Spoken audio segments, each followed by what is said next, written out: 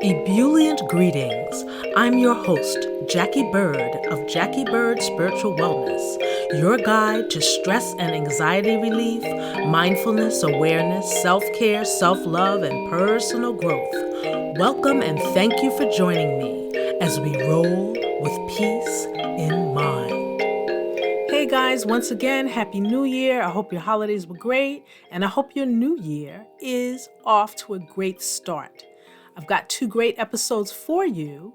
They're an On the Mindfulness Tip replay, Awakening Awareness, and Observer or Visionary.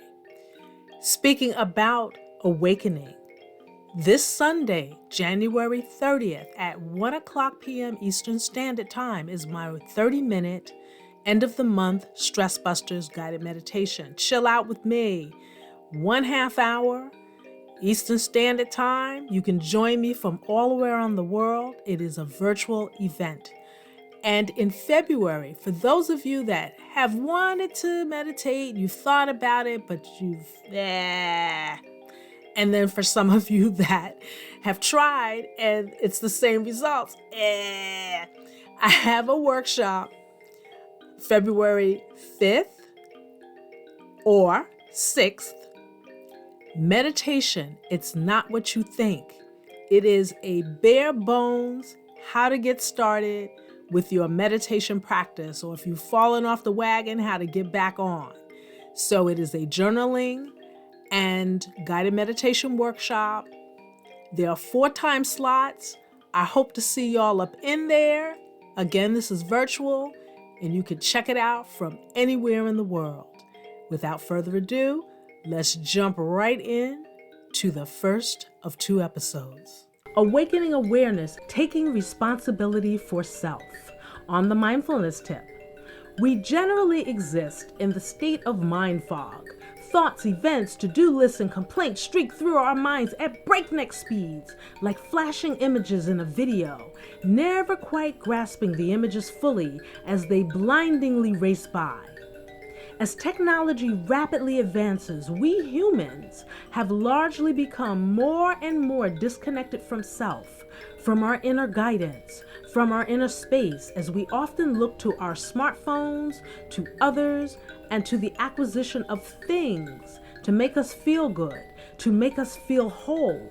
Then our bubble bursts because we realize that extra pair of shoes we just had to have, or that pint of Haagen-Dazs, well, it ain't even a pint anymore, that pint of Haagen-Dazs we wolfed down, or that new car we just got, or promotion, and even that new relationship with the person of our dreams, once the shine rubs off, we realize, it momentarily covered the hole, but it didn't close it. We still can kind of feel empty. The hole is within us, so no person or thing can close it, which is why awakening awareness is so key to creating more balance, more grounding and centering in our lives. Becoming whole is a spiritual walk. There's not one material thing that provides that. It is a soul-searching, mindfulness, self-love, patience, perspective kind of thing. Many times including a lot of trial and error, but that is part of the journey. And it brings me to the question, are you aware of your general state of mind? Would you say it's generally one or more of the things on this list? 1, happy. 2, worried. 3, afraid of, and you fill in the blank. 4, depressed. 5, hopeful. 6, frustrated. 7, joyful. 8, angry. 9, preoccupied with stuff. 10, optimistic. 11, pessimistic. 12, discontented. 13, uneasy. Or 14, plain old unhappy. If you are primarily frustrated, angry, disconnected, discontented, preoccupied with stuff, worried, afraid of, blank, or depressed, then you can just jump down to the last choice on the list, number 14, unhappy. Now again, I'm talking about your general state of mind, not whether or not you feel these things periodically. I'm talking about your general state of being. So what is your answer? We'll read it off again. 1, happy. 2, worried. 3, afraid of, you fill in the blank. 4, depressed. 5, hopeful. 6, frustrated. 7, joyful. 8, angry. 9, preoccupied with stuff. 10, optimistic. 11, pessimistic. 12, discontented. 13, uneasy. Or 14, plain old unhappy. Say to yourself, my general state of mind is that of, and then fill in that answer from the list. How you roll most days? Me, my answer is, my general state of mind is that of being happy, joyful, and optimistic. That is my general state of mind. Now, I used to be preoccupied with stuff, worried all the flippin' time. Oh my God, it was ridiculous. I mean, here I am on Broadway, dancing and singing, something that a lot of people would love to do and never get the opportunity to. And I am so busy worrying about the show closing and having to get another gig. Now, yeah, the show did eventually close, but my point is, instead of me fully enjoying the moment and it being the culmination of what I had worked toward for years, I was spending my time and energy being worried. So I also went through a heavy depression. I went through a really, really bad patch when I hit 30. And I can tell you, make a commitment to yourself to begin your awakening awareness practice, and you will become more grounded, more centered, more balanced, reduce your stress levels, and have more moments on the positivity side of the scale. Awakening awareness is paying attention, noticing what triggers certain thoughts and behaviors for you, tracing your emotional life to that of the thoughts that precede the emotion. Most challenging. Oh boy, is it challenging. It's hard work. It's probably one of the hardest things that you'll do. But in order to break or change habits and behaviors, you gotta take that into account. You've been practicing those things for a very long time and you're really good at it. If you are a frustrated person by nature, generally, you've been doing that a long time. You're real good at that. So you gotta understand that it will take desire, willpower, intention, and patience to shift what is not creating the peace and life you seek. It is not an instant gratification kind of thing. And think about it, talking about not being aware. We get grumpy when someone doesn't hold the door and it slams on us. Or we hold the door and the person walks through like they didn't even see you without saying thank you. They're like totally oblivious to the fact that, you could have let the door slam in their face or let them struggle with the door if they're carrying packages or pushing strollers. Same thing with non-smokers. We can get bent out of shape when a smoker lights up with not a care in the world, totally oblivious to whatever scowls you are throwing their way, the moving further away, your body language. They're oblivious to that. But in essence, how can you be aware of others, truly aware of others, when you have no clue of what you're thinking or feeling on a moment-to-moment basis, or the thoughts and emotions that stream through your mind with no accounting, and also feeling like you can't control your mind? You can't help it. It's easy to complain about the behaviors of others, but what about the abuse you pile upon yourself regularly? Are you aware of the hateful messages and mistreatment you heap on yourself daily? Anything from I'm fat, I'm skinny, I hate my forehead, I can't stand how my lips look, I hate my height, I'm so stupid, saying yes when you vehemently mean no, having deep and perpetual guilt, staying in a relationship that doesn't serve you, keeping a friend in your circle that does not honor you, is uber critical and jealous of you, not speaking your truth, and constantly opting to swallow it, overeating when you are full, undereating to be in control of things that you cannot control, over drinking, over drugging, drugging, or any indulgence that is over, being the family martyr and then complaining about it. I mean, the list goes on. Where is the awareness in those behaviors?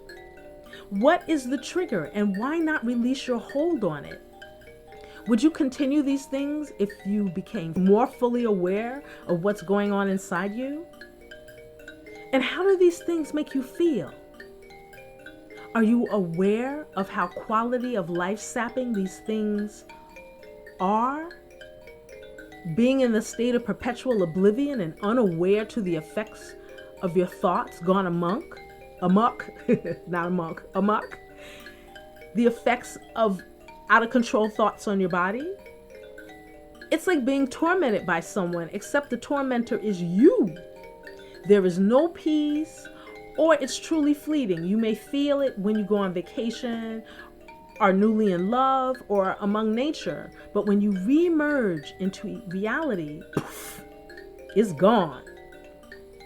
How do you begin to become more aware? How do you begin to break out of the state of mind fog? First off, to repeat, the most important ingredient is desire, coupled with intention, willpower, and patience. Okay, here's a suggestion on how to get started.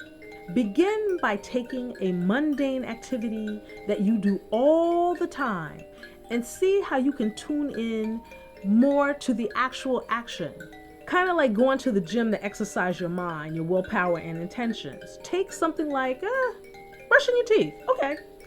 Instead of using that time and your mind wanders and rattles off what it needs to do and who said what that you didn't like and all these other things that float through your mind, begin to focus on the sound of the water. Listen to it as it comes out of the faucet and hits the bottom of the sink. I bet you may be thinking, I don't have time for this. But I assure you, to awaken awareness takes time to tone those muscles. It takes your time and attention. Now, you don't have to spend any extra time brushing your teeth. Awakening awareness is about where you place your attention during any given moment. So let's get back to brushing of the teeth. Listen to the sound of the running water, the feel of the toothbrush as you pick it up. Focus on picking up the tube of toothpaste or whatever cleaning agent you use. How does it feel in your hand? Note the size, shape, temperature, and weight of the tube or the container it's in. Be present as you squeeze the paste out of the tube. Note the color, the smell, the weight. Feel your toothbrush get heavier as you add the paste. Stay present. Note the smell of the paste as it gets closer to your mouth. Feel the bristles on your teeth and gums, the explosion of taste as the paste is in your mouth, the sensation of brushing your teeth. You're doing something great and necessary for yourself and the rest of us. Why not stay focused? Stay present through every step down to the finish. And I know you may feel absolutely ridiculous, but as I said, you don't have to make this any slower than normal. Just stay connected to the action. And if your mind drifts and tells you this is ridiculous, gently direct it back to what you're doing. Your awareness that your mind drifted is a great thing. That's really important. So once you feel silly doing it, just ignore your mind picking at you. And for the many that have trouble meditating, this is a great foray into meditation. Take this action and use this as a meditation and quieting your mind and just being.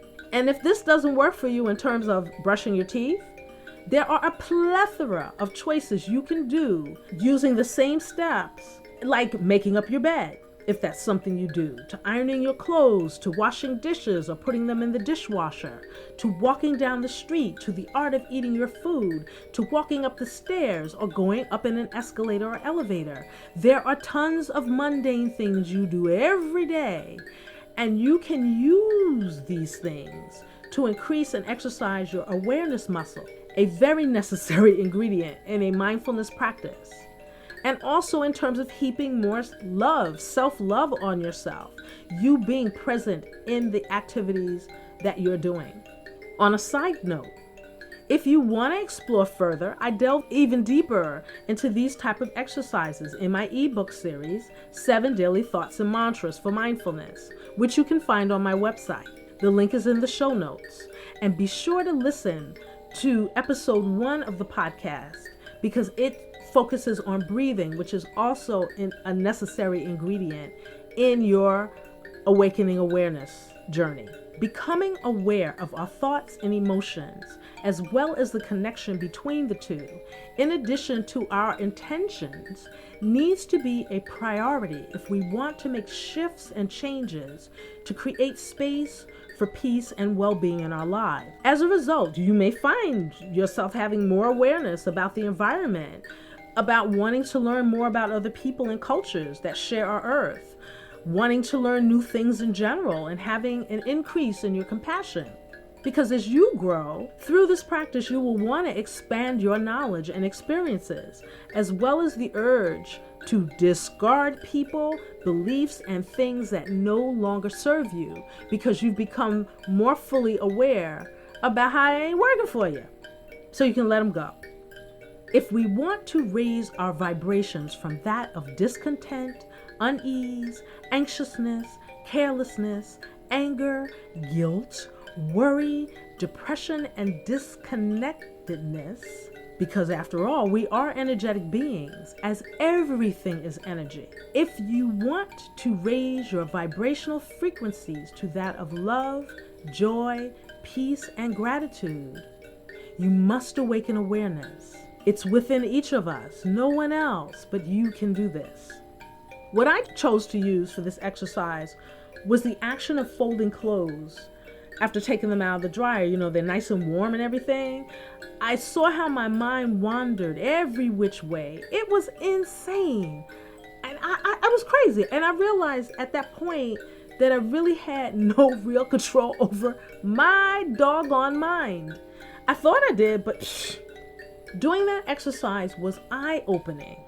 Because I realized this thing, you think you can control your mind? Well, guess what? You don't control it. It controls you. But in time, it got easier to focus on the action for the sake of the action and to quiet my mind. It also helped to open up and flex my awareness muscles, to be aware of runaway thought, becoming acutely aware that my emotions were directly connected to whatever my predominant thoughts were, and to redirect the flow when my thoughts went toward areas that did not serve me, to stop worrying so doggone much about things I either had no immediate answers for or that were out of my control, and to trust. This exercise brought me to a deeper level of understanding about myself, which only deepened my awareness of not only others, but of my awareness of my own footprint in this thing called life, and of my responsibility to live my best life. That to do so entailed the awareness of my thoughts, emotions, and actions, thus deepening my state of well-being and self-love, because I had opened a conduit to hearing my inner self and honoring my inner space. So let me know how it goes, y'all. What have you chosen or will choose to do for my exercise, awareness of the mundane? Consider this as you go along. What are you noticing? How is it playing out in other parts of your life? How are you feeling? Has practicing made any changes in how you feel about things? And one last question for you. What do you think comes first, the thought or the emotion? Let that marinate for a minute. Please chime in with your comments on my Facebook page, Jacquie Bird Spiritual Wellness, using the hashtag #WhatComesFirst, the thought or emotion, and then let me know what you think. On Instagram, tag Jacquie Bird Spiritual Wellness, add 2 hashtags, Roll with Peace in Mind, and What Comes First, the thought or emotion, reposting one of my Roll with Peace in Mind photos, and then let me know what you think. Thought or emotion, what happens? And if I really dig it, I will definitely repost you, share it on Facebook, and shout you out in a future episode. All these instructions including the hashtags, are in the show notes. Y'all, this is an ongoing convo. Be kind to yourself and be patient. It is a practice. It is a state of becoming. We are always in a state of becoming. For as long as you live, there is no finish line. No, I'm done. As long as you live, personal growth is not a static activity. It is an ongoing, dynamic, and alive endeavor. Yes, awakening awareness today and every day. Every moment that you can awaken just means that you will continue to awaken. Because once you awaken, you cannot go back to sleep because there's a part of you that won't allow it. You may forget momentarily, but there'll be something to remind you. Awake, awake, awake. And speaking of awake, this next episode was inspired at the beginning of the pandemic, or kind of like somewhere in there, and my thoughts about that. And one of the things, regardless of whether you are tired of where we are right now, frustrated with where we are right now, the main thing is to make the most of this time. People wanted to go back to normal, but normal didn't work for a lot of people. And since this is where we are right now, how can you make each moment count? Are you an observer or a visionary at heart? What kind of outlook do you generally have? I mean, is the glass half empty or half full? And if it's empty, do you see it getting filled back up or just being empty? A definition of observer is a person who watches or notices something. Now, what's interesting to me about that particular definition are the similar words such as watcher, spectator, and commentator, to name few. These also happen to be some of the characters that populate our minds, all who make comments about what they see, hear, feel, taste, and or touch. If it's good, they're hooping it up. But if it's bad, oh boy, those characters can bring you on down. We often stay locked in between observing what is occurring and making rapid-fire judgments on it, tending to equate our worthiness or lack thereof on what is happening, whether in our control or not. Our moods go up and down depending on the weather, whether it's good stuff happening or bad stuff happening.